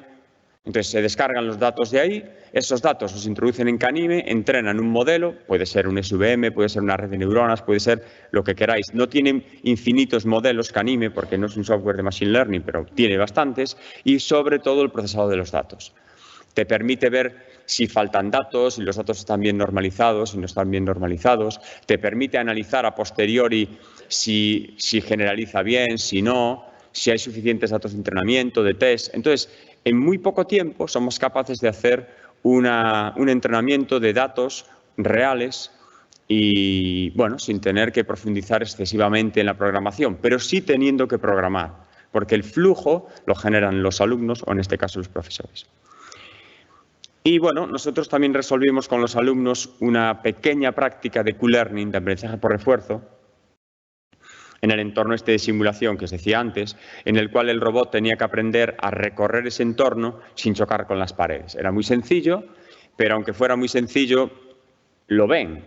Entonces, lo más llamativo de esto fue pues, que los estudiantes, cuando el sistema está entrenando, que le puede llevar, pues no lo recuerdo, media hora, tranquilamente media hora, pues ellos ven como inicialmente choca con las paredes, aquello es un desastre, y visualizan el propio proceso de aprendizaje, en el cual una vez que ya no choca, aquello parece que mejora, aquello parece que mejora, aquello parece que mejora, y a la media hora es capaz de recorrer todo el entorno como lo hace la rumba de su casa sin chocar con las paredes. Y no hemos programado nada, hemos programado el Q-Learning. Entonces, es muy disparatado introducir Q-Learning en esta edad. Nuestra experiencia es que no. Y lo veréis en las preguntas que les hemos hecho en el cuestionario final. Todos aciertan, bueno, todos, mayoritariamente aciertan qué es Q, qué es la recompensa, qué es la función de valor. Y os aseguro que no tenían ni idea de esto cuando empezaron la sesión. Bien. Por tanto, percepción y actuación, representación y razonamiento, aprendizaje. El cuarto tema es un poco más, tal vez un poco más difícil de llevar al aula, es la IA colectiva. Y aquí de IA colectiva, ¿de qué hablamos? Pues hablamos de interconectar sistemas de IA entre ellos. Y es un campo que no hay recursos, pero que a nivel comercial y a nivel de impacto social va a ser muy grande, ¿no? Entonces, estamos hablando de las Smart Cities, de los Smart Environments en general, estamos hablando de edificios inteligentes, estamos hablando de IoT, sí, pero estamos hablando un poco más del concepto de inteligencia ambiental, que va un paso más allá de la IoT. Y también estamos hablando aquí de que ellos entiendan los servicios en la nube, qué significan, qué es esto de la computación en la nube, cómo va a funcionar en el futuro. Entonces, nosotros lo trabajamos con dos recursos que tuvimos que hacer de cero, porque aquí hay cosas, pero no hay muchas cosas.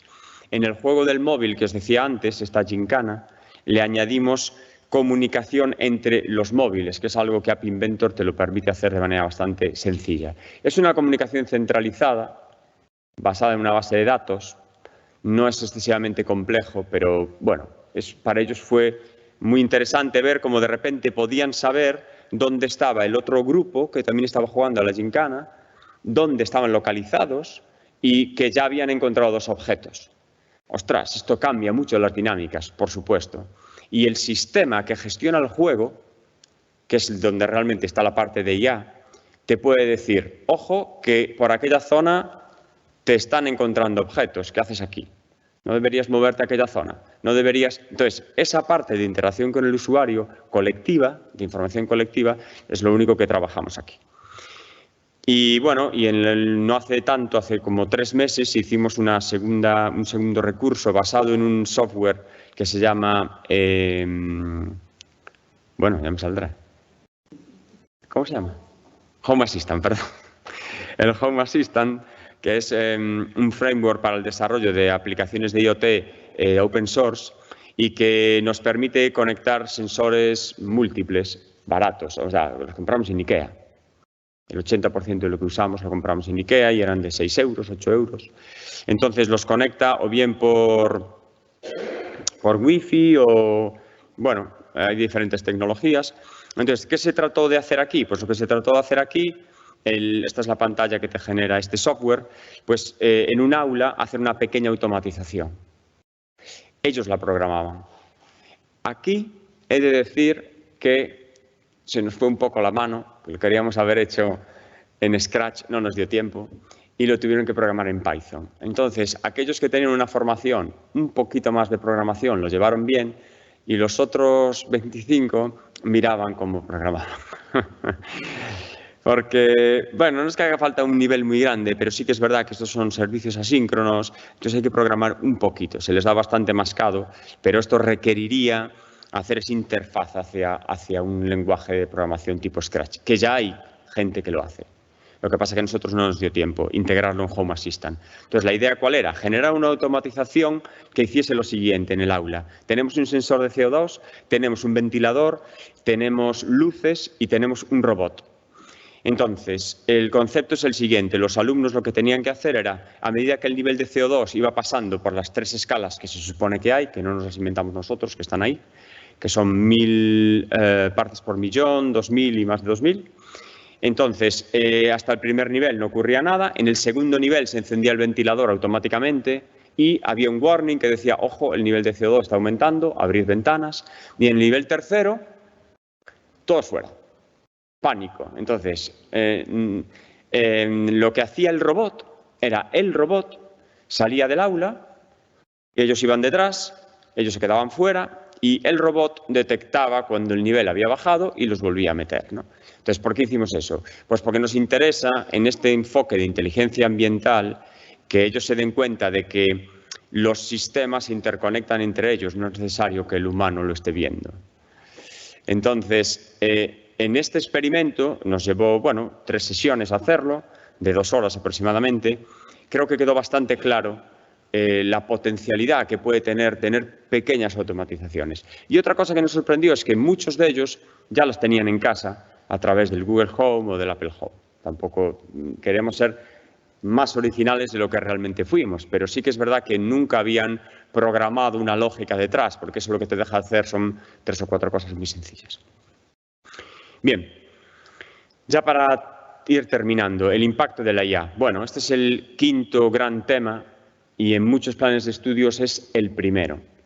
Porque debo decir aquí que de estos 5 grandes temas no se dedica el mismo tiempo a todos ellos. Aprendizaje e impacto de la IA pueden llevar la mitad de todo el tiempo. Uno, porque es de gran relevancia, es verdad, práctica, y el otro porque les ayuda a comprender qué es esto de la IA a nivel social y por qué el tener sistemas que compiten en inteligencia es algo que no había pasado hasta ahora. Entonces, cuando una persona se pone enfrente de una máquina, ¿hasta qué punto tiene que saber que eso es una máquina? Si mi abuela tiene que hablar por teléfono con una máquina, debería saberlo, porque ella no va a distinguir que es una máquina. Entonces, este tipo de conceptos y muchos otros, hablamos de temas de sostenibilidad, para lo bueno y para lo malo de la IA, hablamos de temas más clásicos como la posible pérdida o no de trabajos, hablamos de temas de sesgos en la información. Todos estos temas darían lugar para un montón de actividades. Y hay un montón de actividades muy interesantes que podéis encontrar. Nosotros, por ejemplo, les hicimos verse el documental este, que para mí es uno de los mejores, de sesgo codificado, que estaba en Netflix hasta no hace mucho, supongo que seguirá. Y hacer una búsqueda sobre algún tema que realmente les llamase la atención, de los que se tocan en el documental.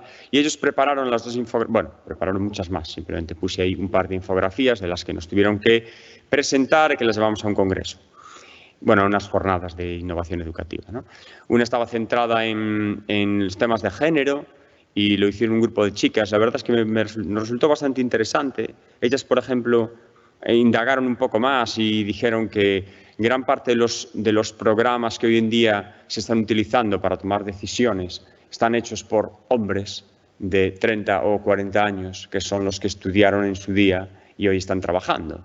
Y claro, ellas decían, ¿por qué no hacen los programas las mujeres? Entonces, ahí hay un debate muy interesante, ¿no?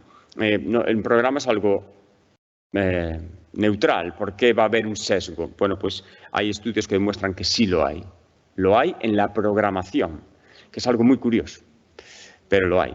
Y bueno, y también se centraron mucho en el tema de la privacidad, porque ese documental tiene algunas partes enfrentando la cultura china y la americana que son muy interesantes a nivel de privacidad. Si te pueden o no te pueden grabar lo que estás haciendo, si eso es beneficioso o no. Entonces, trabajaron bastante esos temas. Bueno, fue una actividad, para nuestro punto de vista, como introducción, muy interesante.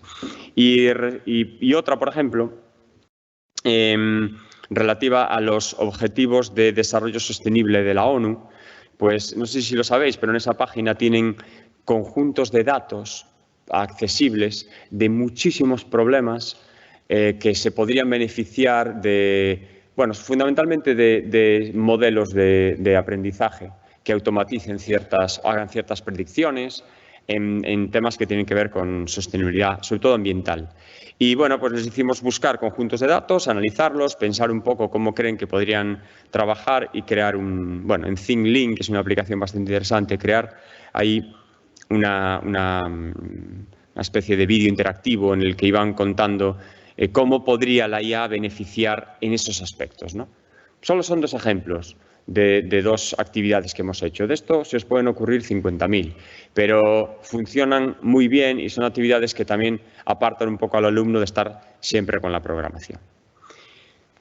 Y termino. STEM.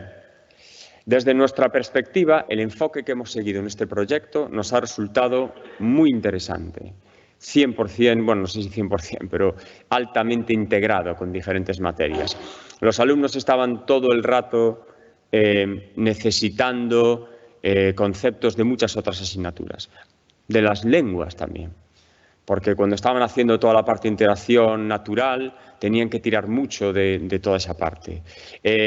Conseguimos, con un enfoque bastante práctico, que fuesen capaces de adquirir los conceptos básicos de IA que a nosotros nos interesaban. Evidentemente se podría profundizar mucho más, haría falta otro tipo de actividad más teórica. No era el objetivo y nosotros llegamos aún así a un resultado que para nosotros fue muy interesante. Y hablo de cosas como aprendizaje por refuerzo, hablo de cosas como conocer qué es el valor del confidence de una red, hablo de entender qué significa hacer una evaluación cruzada, esas cosas.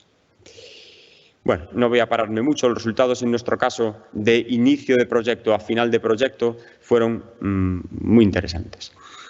Conclusiones más generales. Bueno, lo primero para introducir una formación en IA en secundaria sería que las administraciones hiciesen un plan de educación digital y que no lo cambien cada 2 o 3 años. Eso sería maravilloso. Bien, esta es un poco la idea que se maneja a nivel del Plan de Educación Europeo. Comenzar por unos fundamentos. Hablo de educación digital, no hablo solo de IA aquí.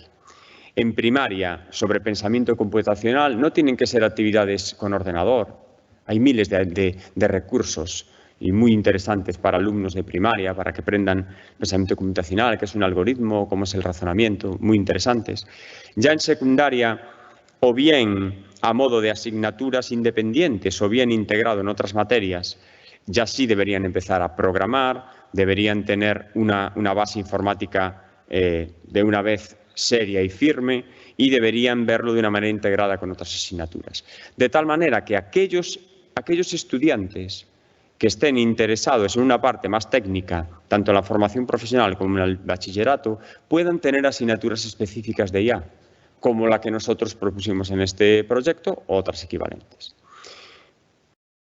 Vale, entonces, si yo tuviese para mi asignatura este plan y me llegasen alumnos que ya hayan usado Scratch, que ya sepan lo que es un grafo, que ya entiendan los conceptos básicos, podríamos avanzar mucho más. Bien, evidentemente, como ya dije, ¿no? La clave, aparte de tener una organización docente clara, es formar a los docentes de secundaria.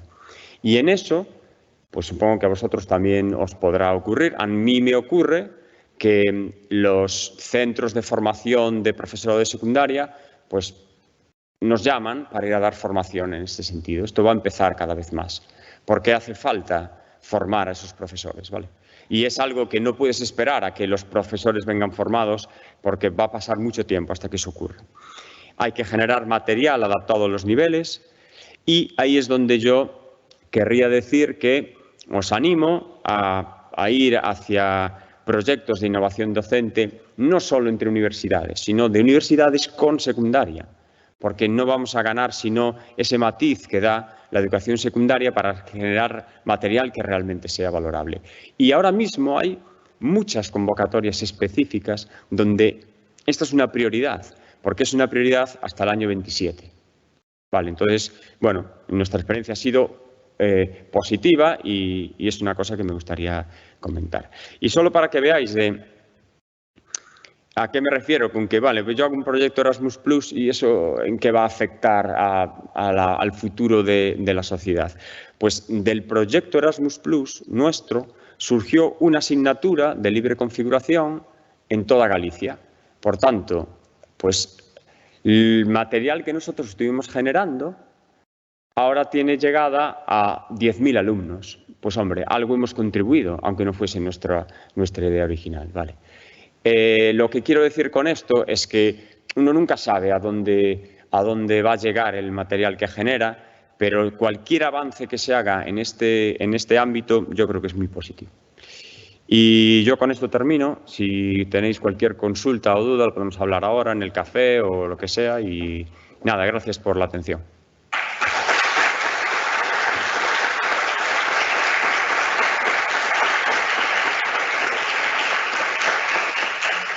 Muchas gracias, Fran.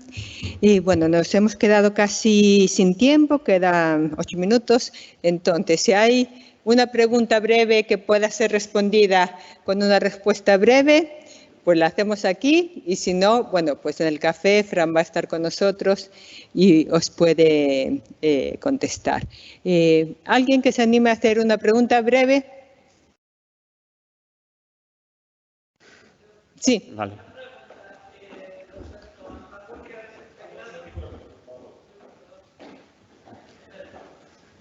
Yo creo que...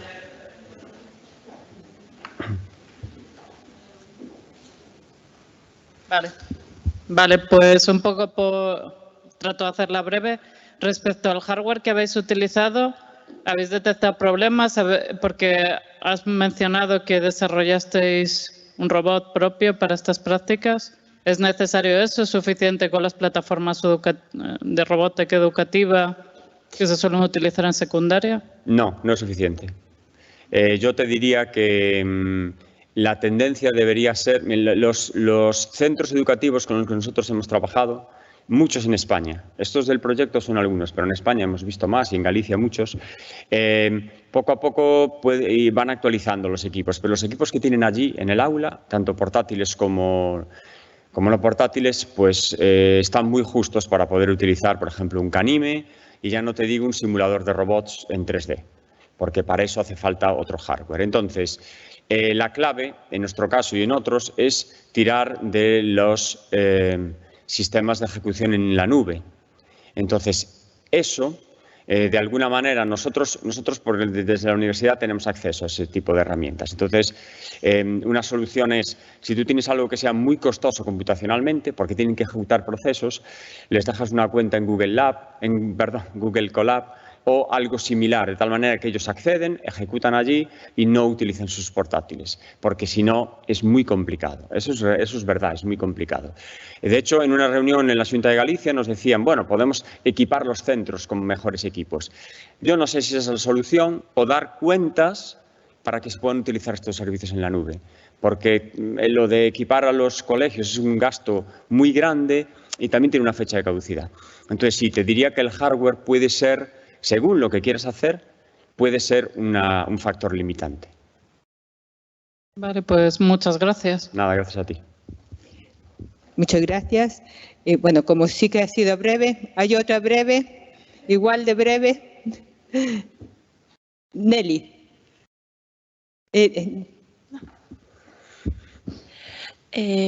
Bueno, primero agradecerte por la espléndida charla y por todo el esfuerzo que también se ve detrás, ¿no? Y no sería posible si no hay también un equipo y el proyecto por detrás.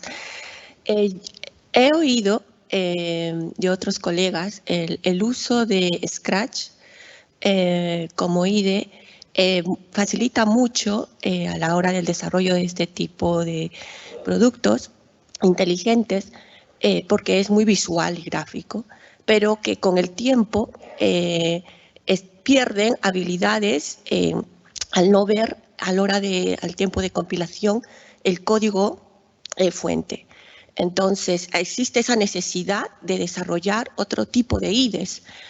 ¿Cómo ha sido en tu experiencia al respecto? Vale, muy buena pregunta, sí.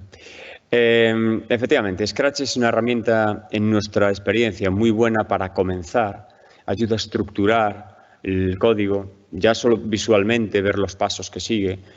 Llega un momento en que uno se vuelve insufrible, porque cuando tienes varias funciones en paralelo y tienes que andarte moviendo aquello, y llega un momento en que ya no saben lo que tienen, no lo son capaces de manejar. Vale, entonces, para empezar está muy bien. Existen herramientas basadas en Blockly, que es similar a Scratch, donde tú puedes clicar dentro del bloque y ver el código que está dentro, que es JavaScript. Implica, bueno, puede haber alguno que sea algún otro lenguaje, pero JavaScript es seguro, alguno de ellos. Entonces, claro, eso implica que, bueno, ven el código, pero lo ven en JavaScript. Nosotros, en nuestro caso, lo que hicimos fue una transición a Python. Estamos hablando de alumnos de bachiller. Entonces, ellos durante un año estuvieron trabajando con Scratch y hicimos unas unidades que transicionan desde Scratch hasta Python, de tal manera que ven los bloques aquí, un programa con bloques aquí, y ven aquí las instrucciones en Python que le suponen. Y vamos haciendo eso durante tiempo.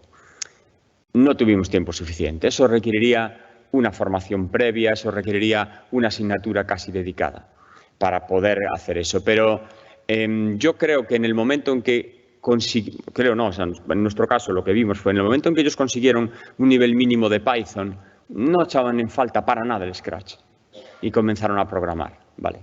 Ten en cuenta que se programan cosas bastante sencillas y se tira mucho de librerías existentes. Llamo a esta librería que me hace esto y me lo devuelve. Entonces, un proyecto que sería espléndido sería desarrollar lo que estás comentando tú. Una herramienta que te permita pasar de unos bloques a un lenguaje, por ejemplo, digo Python porque, bueno, es el más utilizado, al menos en lo que nosotros hemos visto, pero bueno, la cuestión es que te permita transicionar de uno a otro de una manera sencilla, porque os aseguro que los profesores lo usarían muchísimo. Vale, entonces, sí, nosotros tuvimos que hacer nuestra manera, pero también sí es verdad que Scratch se queda limitado relativamente pronto para este campo. Vale, gracias. Pues ahora sí, muchas gracias a todos y un aplauso final a Fran.